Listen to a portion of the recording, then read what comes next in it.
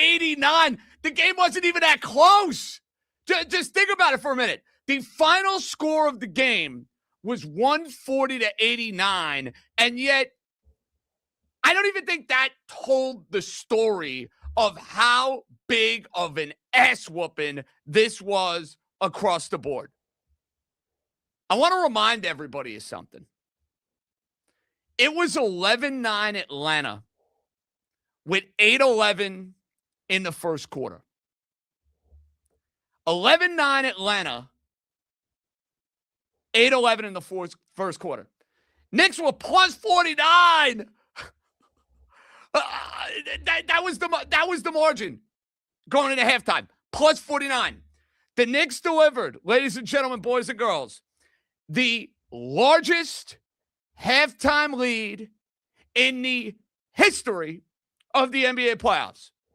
So just think about all of the outrageous blowouts that we've seen over the years. And there have been countless of blowouts in elimination games, in mail-in spots.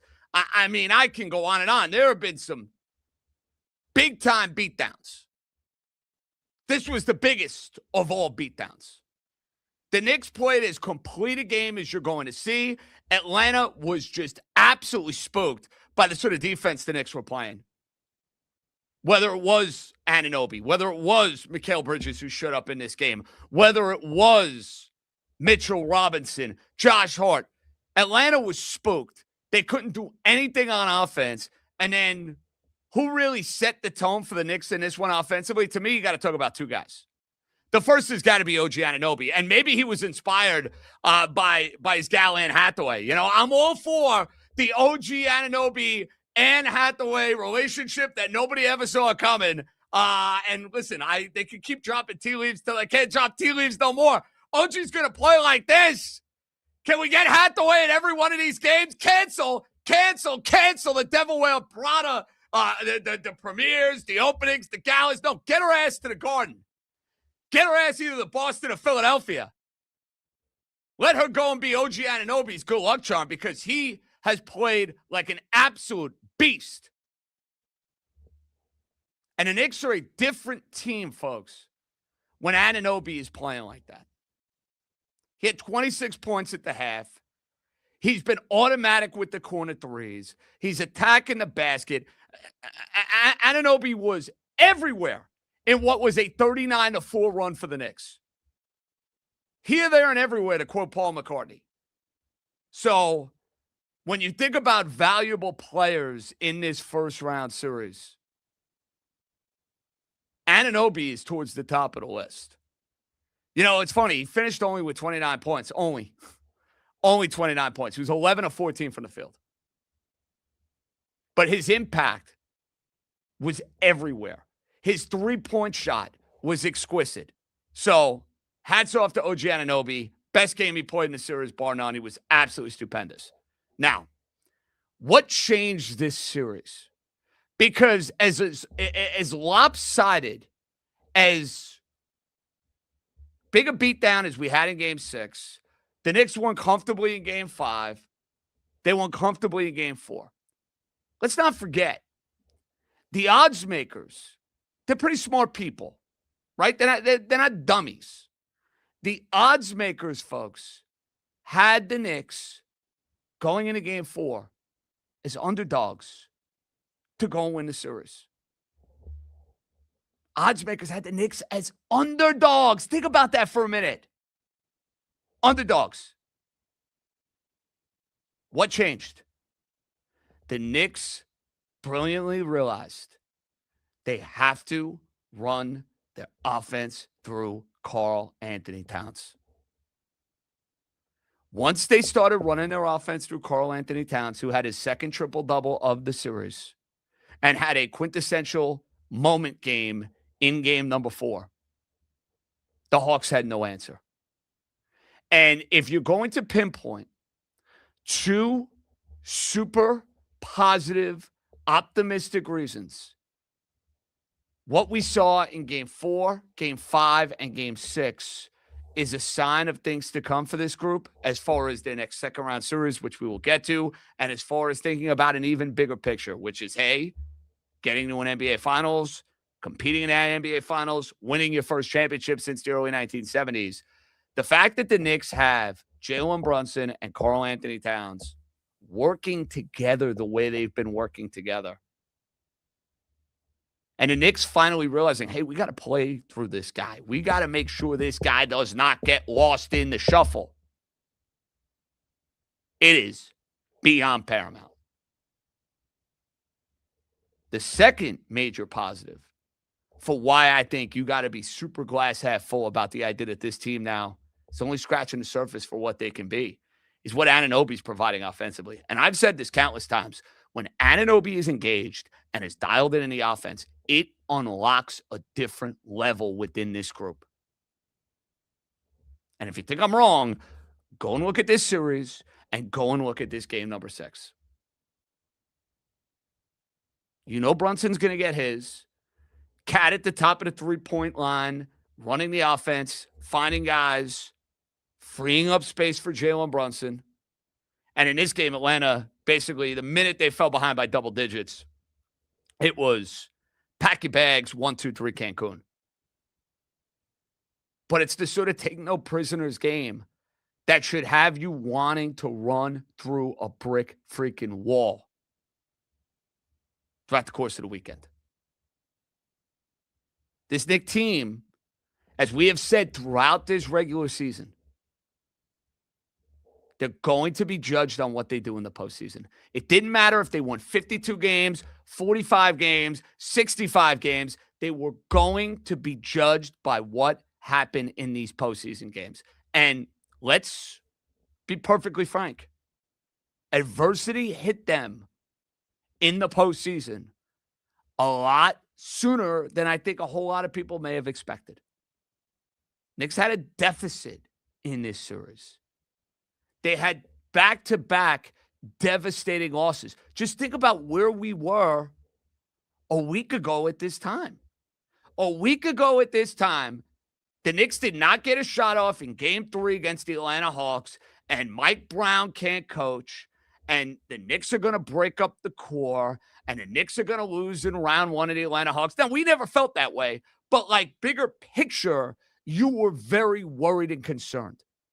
Now, bigger picture, it's the opposite. These 3 routes and an all-time playoff route, it has restored order. And you even got something today. I can't believe I'm saying this. You got something today out of Bridges. And mark my words, if the Knicks want to get to the NBA Finals, they're going to need something out of Mikal Bridges. Whether that opponent may be the Boston Celtics or, wait for it, Joel Embiid, Tyrese Maxey, and the Philadelphia 76ers. Because as we are having this conversation at 10 o'clock on Thursday night, guess what? There's going to be a Game 7 more than likely between the Sixers and the Celtics. And if I am a Knicks fan, you know what I think about that? Putting the feet up. I'm going to pour a little big fat bowl of popcorn. I'm going to have myself a cerveza or 2 or 3 or 4. Actually, I can't. I have to work on Saturday night. So I'll save the cervezas for Friday, but you get where I'm going. Let them go kick the crap out of each other. Let them go play a 7th-game war, and then the Knicks are waiting in the wings to play whoever the hell it's going to be, probably now on Monday night. Great. I can't believe the Knicks won this game the way that they did. They were up by as many as 61 points. Just think about that for a minute. The Knicks were up by as many as 61 points. What a time to be alive. Now, we posted the link if you want to call into the show. Obviously, leave a comment in the YouTube page, subscribe, like, do all that wonderful stuff. I have some thoughts on the baseball we'll get to in a little bit, but let's lead it off. Our guy, Mo, who likes the leadoff spot. He's like Soriano in his prime. Mo, what an ass whooping, bro.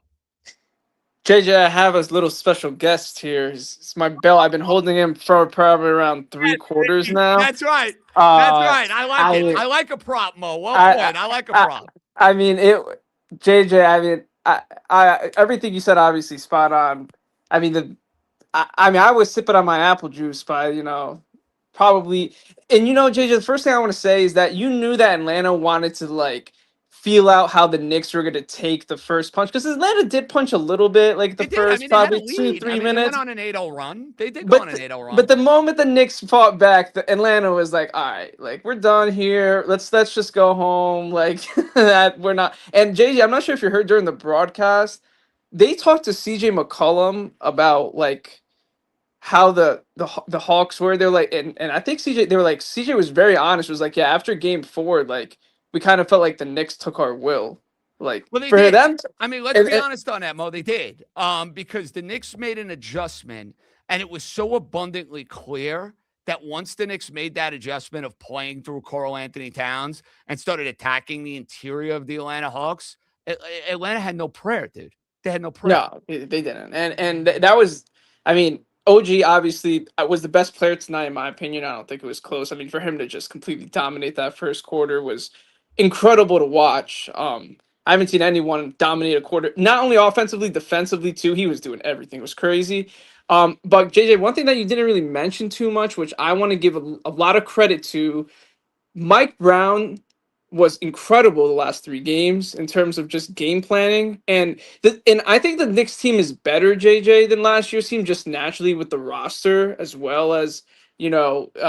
But the difference between our team last year and this year is like I think every game last year, JJ, was a heart attack. We've had already three games in these playoffs that have been complete blowouts, which to me is like a sign of a really good team is like you're able to blow out teams that are inferior to you, and they've been able to do that with Atlanta. And last year against Detroit, who I'm not going to say are, I kind of want to say they're in a similar tier as Atlanta was this year. Maybe they were a little bit better, but every game was a dogfight. So I just want to give Mike Brown a lot of credit for that as Yeah, well, I think you JJ. have to. And you know why you have to give Mike Brown credit, Mo? Outstanding start as always, bud. You saw a team face adversity. You saw a team in a spot where they had to go and respond down 2-1. The coach made adjustments. He made adjustments on McCollum. They worked out. They changed the vibe within their offense. They got Towns more involved. It worked out. That's credit to the head coach. He was going to be judged on the postseason just like this team was going to be judged in the postseason. And every single one of these Knicks wins was comfortable. And let's be honest, if they don't choke game two, the series is either over in 4 or 5 games. They had to play an extra game. No biggie. Don't cry over spilt milk. Nobody got hurt. And, you had that dust up with Robinson and Daniels. I was actually thrilled Robinson got thrown out of the game, to be perfectly honest with you, because I didn't want to have a situation where he was in the game. There were more extracurriculars, maybe a punch is thrown. Like, I didn't want any of that. So it's like, good. Throw him out of the game. There's no suspension. We'll see you in game one. And you didn't need him when you're up by 50 points anyway. You know what I mean? You didn't need him. I'm sure this guy's stoked. The great Charlie in Woodside. Charlie, my boy. Wow, what a nuclear demolition that was. Just like leave no doubt. Leave no doubt. And Charlie, that's not what for the team nothing. did. I could have started the show like an hour and a half ago, to be perfectly honest with you. I wouldn't do that. Obviously, I was dialed into the Sixer Celtic game, and you got to make sure the Knicks get through it unscathed with no injuries and no blood. But even, poor Mike Breen's waiting all postseason to do a Knick game, and it's like, dude, they got like a quarter and a half, actually 2.5 quarters of extended garbage time trying to amuse themselves. You know what I mean? This was such a treat. Like the fact that it got become such a blowout where we get to listen the first start of the fourth quarter. That's such an extended garbage time. Like ESPN put Clyde on. That was beautiful. That was what a treat. That's how dominant that the Knicks play. I mean, they just completely just demoralized this Hawks team. That this team has no the level of the Hawks. It turned out to be it was nothing. I mean, the Knicks essentially won 6 games in the series where they messed around 2 games away. But hey, when when they need to answer the call after down 2-1, I was in the dumps. I was in panic mode, certainly. I'm pushing the panic button. But, hey, they answered the call. Mike Brown, hey, we trashed him. But, like, hey, he find a way to Hey, Charlie, he get Carl adjusted. Anthony as the focal point. He made the proper adjustments. He was able to go and take a team that might have been down in the dumps, that might have been soul-searching, that might have been, hey, what do we do here? How are we down 2-1 in this series? There was no panic. They came out in the next 3 games and took no prisoners. That's good coaching. Absolutely. And put the focal offensive point on Carl Anthony Towns. Get Brunson off the ball a little bit more. Take off some pressure a little bit from Brunson. All offense opened up, and OG Anunoby's been an offensive horse. He has been an offensive force, just absolutely monster. And hopefully in the second round, we need this more contribution for my Mikal Bridges. Hopefully that's a good sign coming up. So it's the Hawks, got it done in 6 games. And yeah, man, we'll see how this Sixers. Now, Charlie, I have a question. I have a question for you. Yes, sir. Assuming Philly gets this done and we have a game 7 on Saturday night, who will you be rooting for? Now, I in terms of investment wise, the Celtics, I have the investment side wise, it's on the Celtics. But if it's the scumbags from Philadelphia, I mean, obviously Knicks will get home court. That'll be nice. That'll be nice, and we can get down to Philly, those scumbag city. Well, so, listen, either way, whoever it is, bring them on. Whoever it is, Knicks.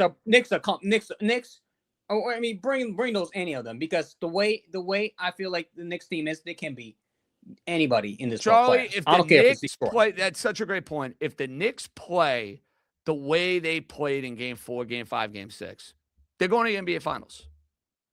I'm not trying to put some sort of mush in the air. Hey, everybody accused me of mushing the Knicks in this series after Game 1. I hate to say it, I told you so. Knicks are a much better team than the Hawks. Now, I didn't have a fourth quarter meltdown on my bingo card that would have a sweat going into a Game 4 or not getting a shot off in Game 3. Point remains, minus 1.5 games in the series, just as the doctor ordered.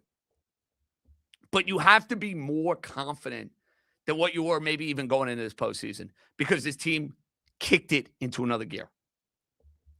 They did. And if it's Boston, you're going to need Bridges. But let Boston and Philly kill each other. Knicks match up well with the Celtics. They've had their struggles with the Sixers. Maxi's giving them problems. Edgecomb's giving them problems. Embiid is back. That's one for me where I'll root for Philly because I want Boston to get embarrassed, and losing a 3-1 series would embarrass them. So that's what I'm rooting for. But I wouldn't look at Philly as a pushover in any way. They're not. Romeo. What's up, my boy? Let's go Knicks. That was awesome. Screw the Hawks. Remember the Hawks last game of the season sat everybody so they could face the Knicks instead of the Cavs. That's right.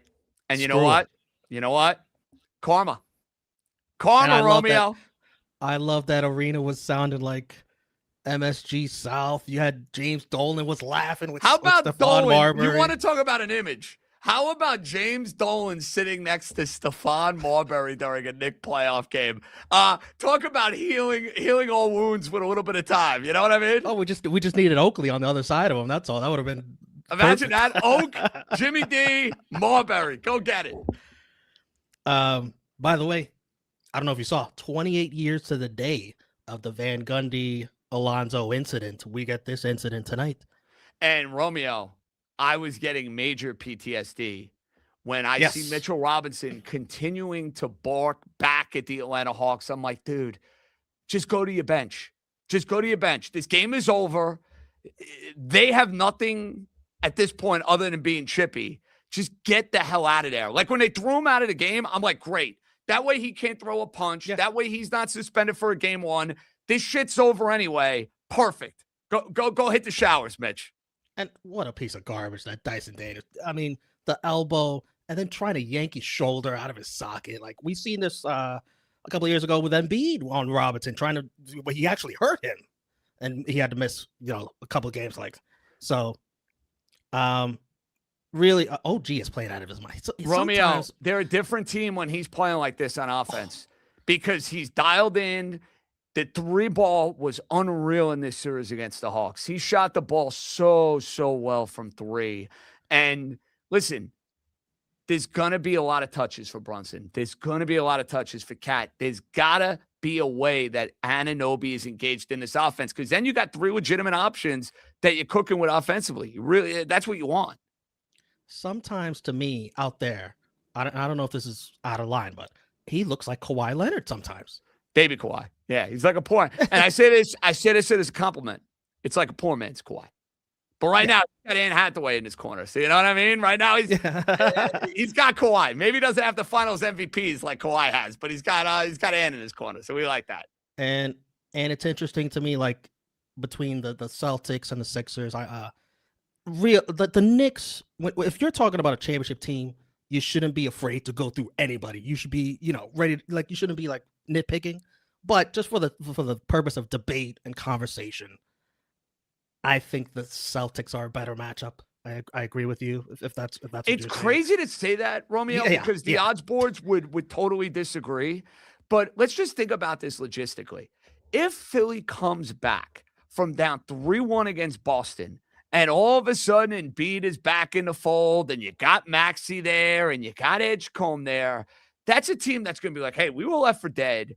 We're playing now. Let's go. Like, I don't look at this next series and say, oh, my God, I'd much prefer Philly over Boston. Be careful. Boston's the better team, but the Knicks have good matchups against the Celtics. They do. We saw last year in the postseason. 100% agree. Whatever the case is, would you say that series, whatever it is determined who goes to the finals? Yes. Romeo, great call, bud. I would say that without hesitation. The winner of Knicks, Celtics, Sixers is going to the NBA Finals. Detroit does not have the firepower. They don't. Cleveland, LOL. Toronto, LOL. And Orlando, who's been impressive in this series, they're getting decimated by injuries. This is setting up for Detroit to go and win it. All right, we got a couple of comments. This is from Garrett. No team in the East showed the ceiling we did the last few games. I agree with that. Totally agree with that. Knicks play like they did in game 4, 5, and 6. They're going to the NBA Finals. This one comes from Coach Dean. Kudos to how this team embraced adversity, made adjustments, believed in their capabilities, and executed. You know what? They had to get hit in the mouth.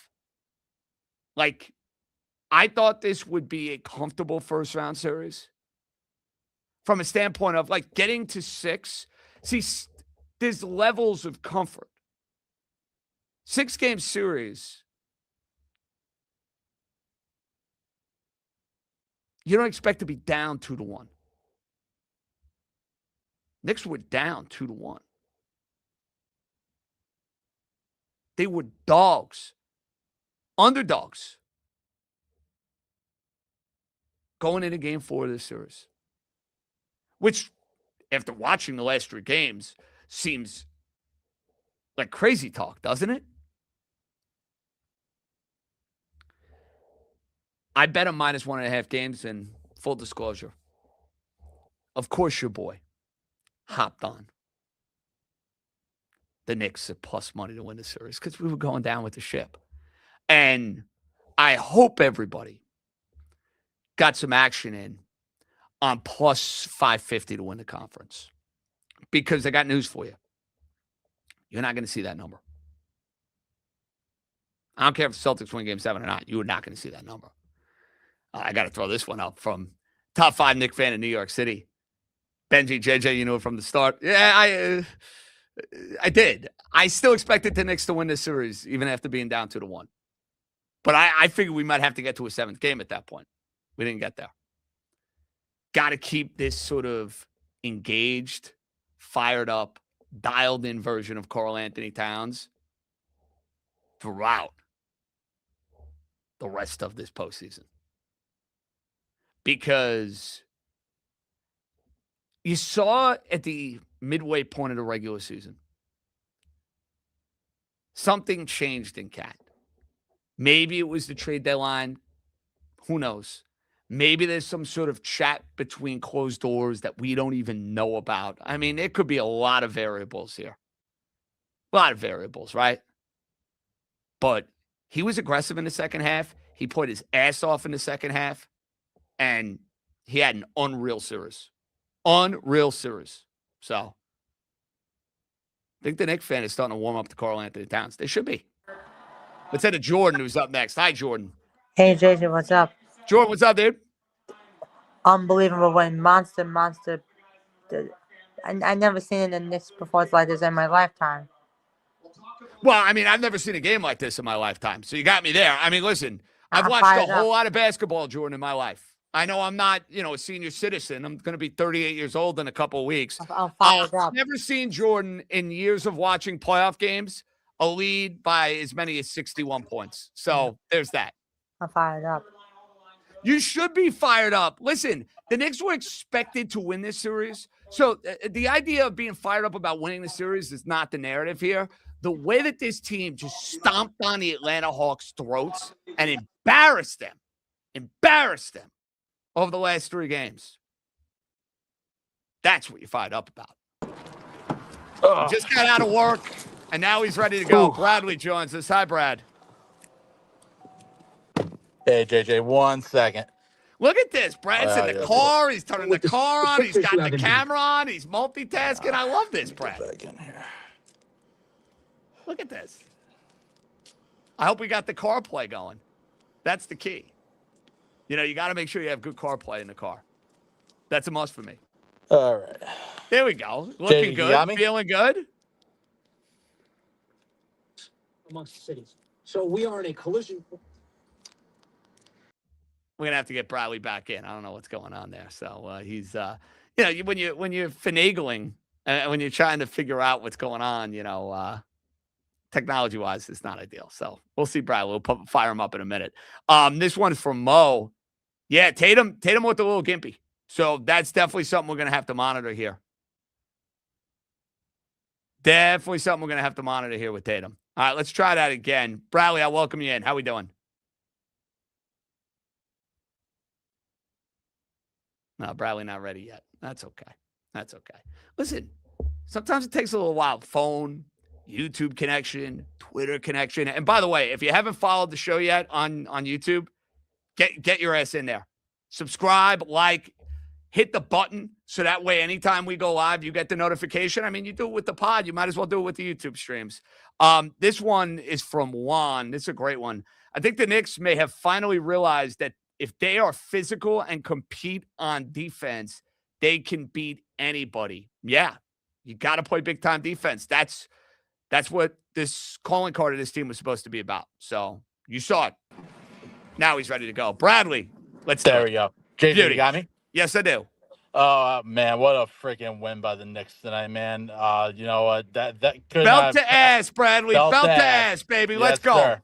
Absolutely. And you know what? The icing on the cake, too, Celtics, Sixers going to a game 7.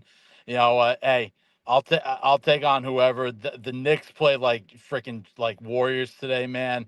Like Karl Anthony Towns, OG Anunoby. Like we've been talking about him almost the entire series. What more can we even say? I mean, when he's on his game like that, man, I feel confident against anybody that we play. We get that from OG. We can go up against the best of them. That's what I feel. Yeah, and listen, he was all over the place in the first quarter. Unguardable, playing unreal defense. You could just tell there was such a togetherness, Bradley, about the way this team was defending. And everybody was dialed in. Atlanta could not get good looks. They could not get in the paint. And conversely, you looked at the points in the paint for the Knicks. Yeah. They were absurd. And you know what it led to? Wide open looks from 3. Double Wide whammy. open. Yep. Yeah, and we got it from all of them. I'm glad Mitch, I know they took him out of the game, but can't have that. You're up by that many points. Just don't do something stupid to not miss some time in the next series. Just get out of there. It's not worth it. Let him look like the asshole in that situation. It's just a really good night, man. I'm looking forward to it. And, honestly, bring on Boston, man. Let's do it. Well, listen, right now, Boston's going to have to hold off until Saturday. And you know what's the great thing about this? Yeah. Who could have predicted, Brad, that the Knicks being down 2-1 and the Celtics being up 3-1, Mhm. the Celtics Are going potentially to a game will 7. be the team not only to go to a Yep. game 7, but face this major rest disadvantage. Yeah. Crazy. Yeah, go figure. We're like a week and a half ago, we were talking about, what if they lose this series? Mike Brown will be gone. You know what? The Knicks shut all of us up, man, with all that talk. They played their hearts out. And yeah, the Celtics, who would have thought like they were up 3-1 that series, and now they're going to a game 7, and like now And like the Tatum's beat tables up. are turned. Listen, Yeah. the momentum in that series has drastically shifted in the direction of Philadelphia. Philadelphia will be live in the second round. They will be live in the second round if they get there, because they'll be feeling their oats. They'll be spunky. Embiid, Maxey, Edgecombe. At this point, I'm taking the Knicks either way. I got my plus 550. Go win the Eastern Conference. We have a very special guest who's going to be joining us, which is perfect timing, not only because of the fact that we're going to be doing television in about 40 minutes or so, but there is a certain event going on at Churchill Downs this weekend that I absolutely needed some advice on. So we have the perfect guy to join us. But I'm going to give you guys another comment or two here in the YouTube chat. This one comes from Nick. As a Knicks fan living in Philly, I want to beat them again. May have me sleeping on the couch, but will be worth it. Oh, I'm assuming that Nick's lady, significant other, is a Sixer fan. So, yeah, well worth it. See, thankfully, I'm not in a spot, even though my wife parades, like, it's weird. She, parades as a Jet fan in public. She's not. I say this lovingly about my darling Caitlin. She's the best. She's into the Knicks games, watched every minute with me. She's into the Yankee games, watched every minute with me. Hates football, doesn't watch. We'll watch the Amazon games because she works at Amazon, but if you think she's watching the Jets at 1 o'clock, you got another thing coming. She's not watching the Jets.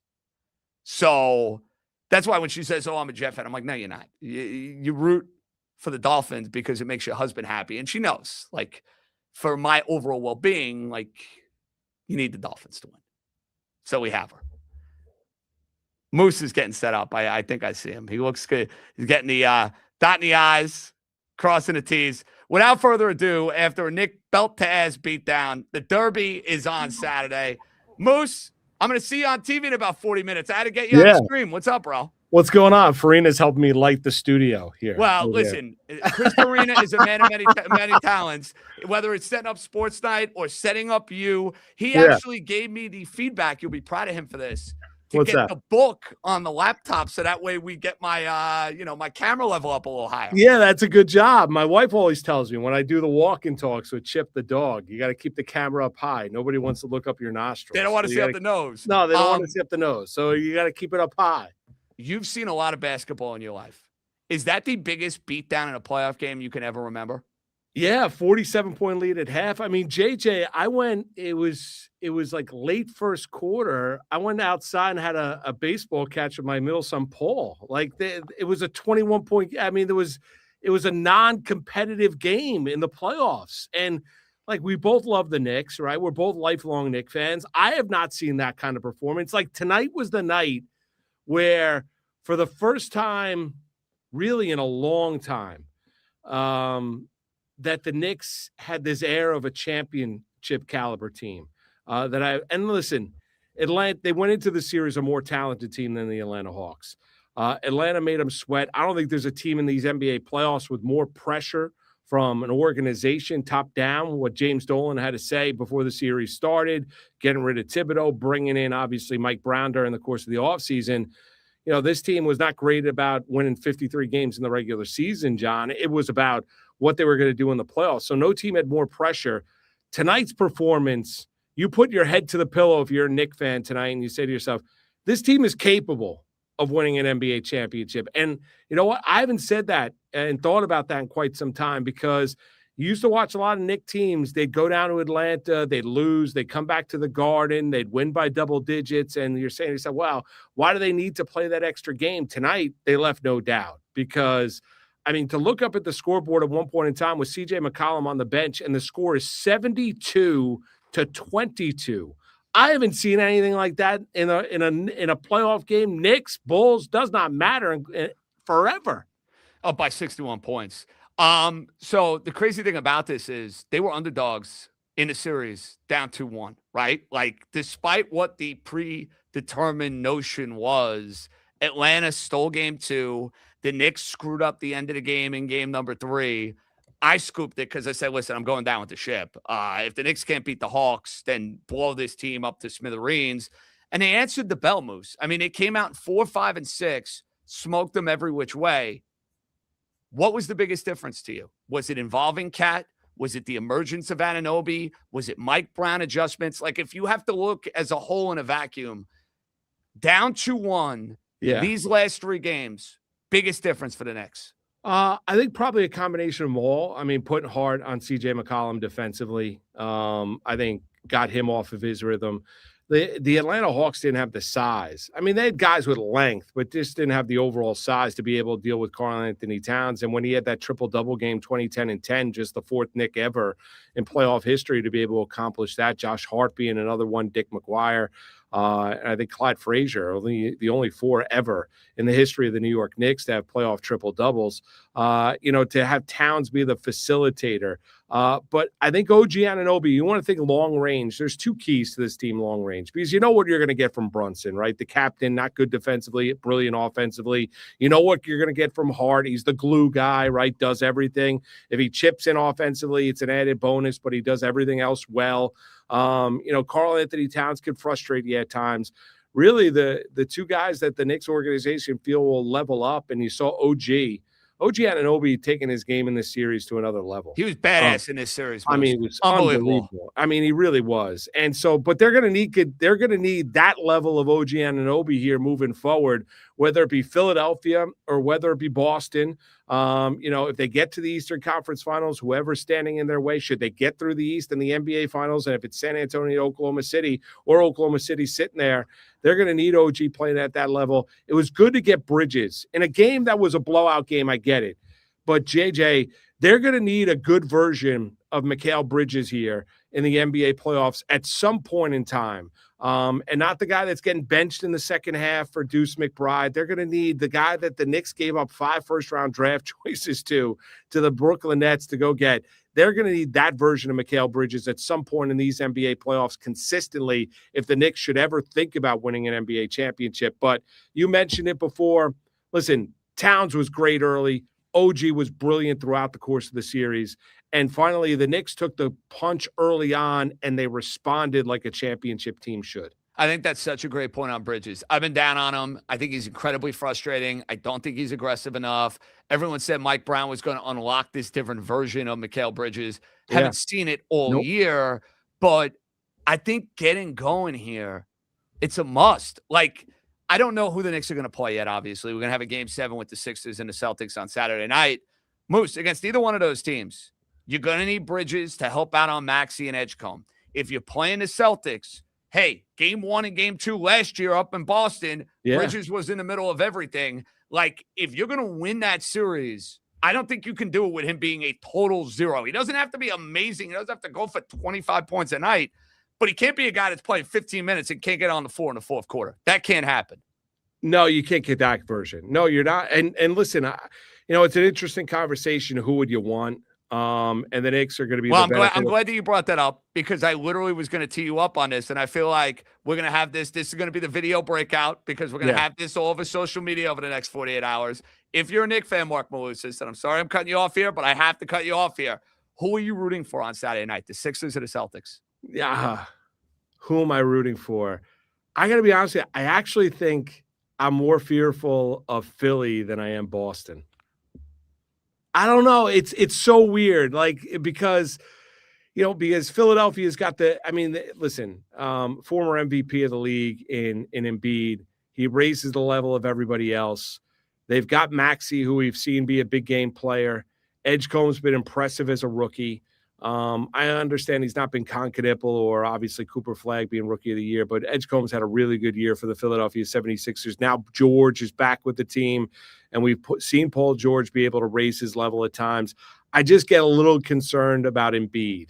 And, you know, in a wide open Eastern Conference, no expectations coming in, and there would be none again. All the pressure in the world would be on the Knicks. I mean, it really would be. Which is crazy to think about, but it's absolutely true. I mean, it's absolutely true. I mean, the Knicks, and two cities that can't stand one another. We saw this series, you know, a couple years ago when it was an unbelievably barbaric series and physical and nasty and unbelievably great.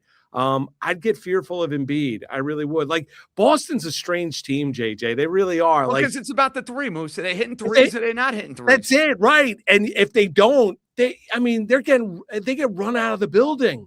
Like, the game's not like there's. And Moose, the Knicks match up well with the Celtics. They do. Like you mentioned it, we were just talking about Bridges. You throw in OG Anunoby. You have the ability to go out there and hard. You have wing defenders that can be pesky with them. And then you throw in the fact of there is a decided edge in the front court when you're looking at Cat, you're looking at Mitchell Robinson going up against what the Boston Celtics have up front, right? So, and then you throw in Jalen Brunson. So the Celtics are that strange team where when they're hitting their threes, yes, they can run you out of the building, right? And they'll beat you by 28, they'll beat you by 30, and everyone's celebrating this and that. But if they struggle from behind the arc, they really struggle offensively, and they don't get stops defensively, and their bench is kind of weak. And so the team I'd probably rather see, I'm surprised to say that, is the team that was the betting favorite going into the playoffs to win the Eastern Conference. I'd probably rather see Boston than Philadelphia.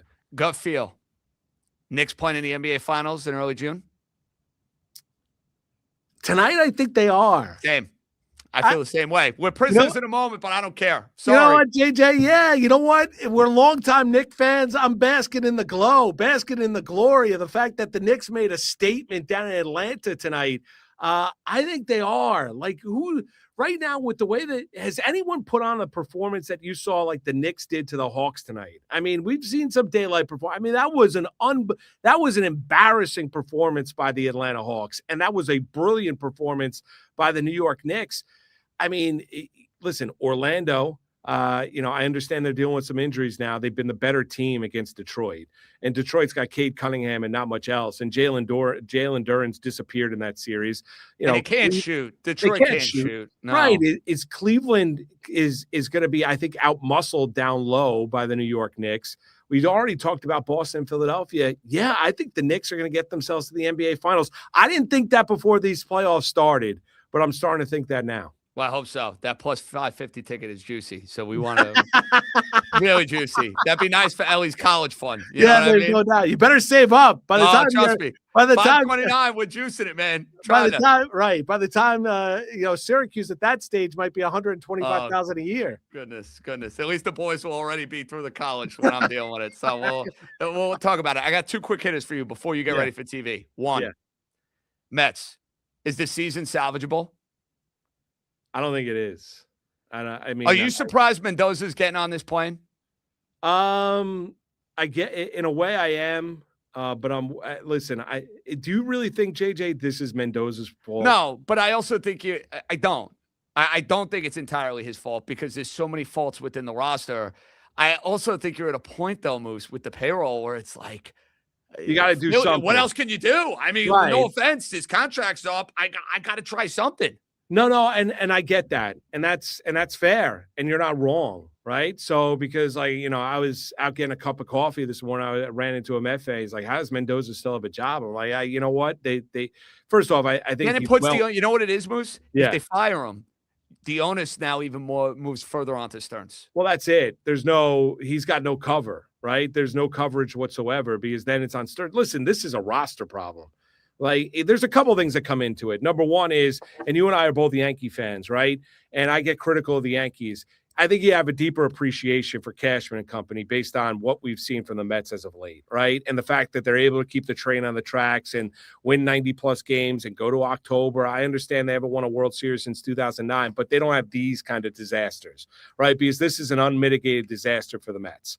There's going to be playing in front of nobody. We haven't even hit Memorial Day weekend, and we're talking about firing the manager, right? And it doesn't appear that Cora would want to take the job. He turned down the Phillies job. No, he's going to go vacation, go to Greece, go to Italy, and take the $7 million. I don't blame him. I'll get a job in November. He's going to go enjoy himself, right? So, and I don't blame him for that. So, am I surprised? Yeah, in a way, probably based on the way that sports is handled now. Yeah, I am surprised. But the one thing is, I can look at some managerial decisions they made, JJ, that they say, well, that was the wrong choice for him to make, and I don't think there's any doubt about it. But this is a roster construction problem. The team stinks.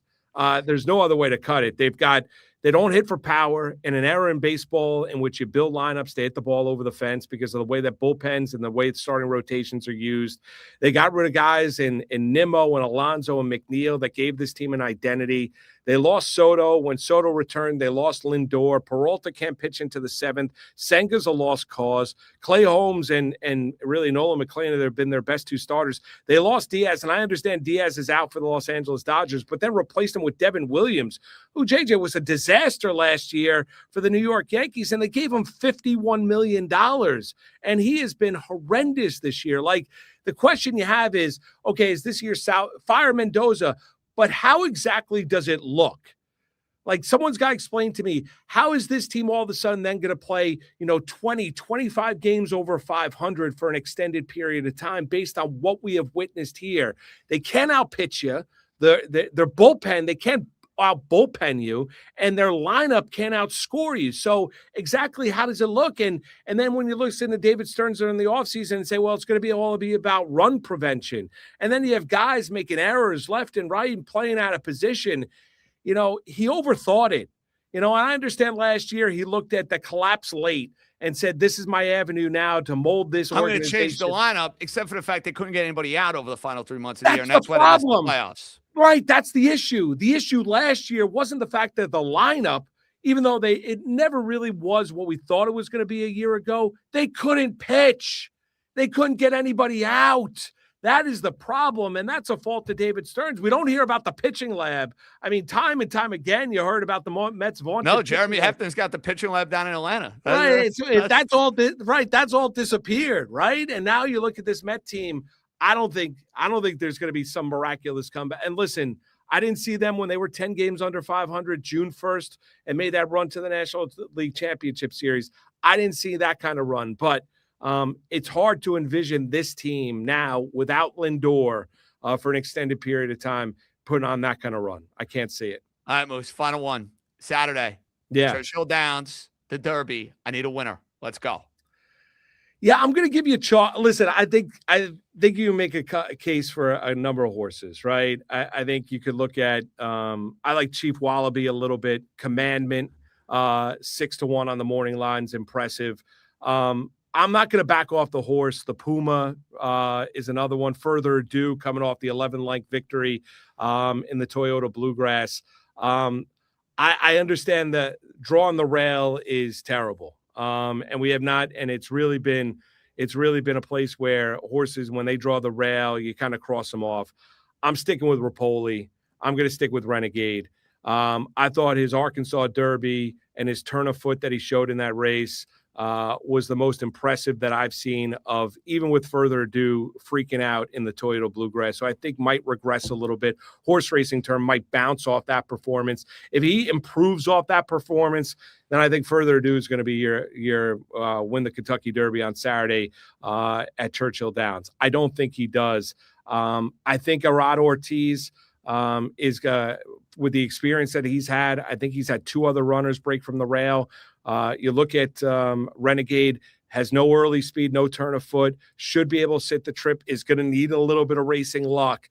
But if you hit the top of the stretch and all of a sudden you see him have a clear run down the lane, I don't think there's another 3-year-old in this race that has the kick that Renegade has. I'm going to take Renegade the 1, 4-1 on the morning line. I think because he's drawn from the rail, you might get 9-2. You might even tick up, might even get 5-1. But I'm going to take Renegade on top. Moose, I'll see you on the set in about 15 minutes. Way to go, buddy. JJ, you're the best. I love you, brother. That's what I'm talking about. The great Mark Moose is all over it. Perfect way to close this out. I got to go put a suit on. We'll get you ready on Sunday for all the matchups as far as Knicks Celtics, Knicks Sixers. Now, the Mets star Devin Williams, Luke Weaver is a 1-2 punch. After what the Yankees had a year ago, it was going to be a successful bullpen. I mean, what a mess the Mets are. And Carlos Mendoza is getting on the plane because David Stearns doesn't want to be front and center under the microscope. Dave Dombrowski doesn't care. Much different animal for Stearns. Yankees get the Orioles this weekend. Alonso return. That'll be interesting. Derby. A lot of basketball. Great weekend. Hope everybody enjoys it. I'll be back Sunday with a pod. You guys are great. Subscribe. Follow the YouTube. JJ's out. Be good, everybody.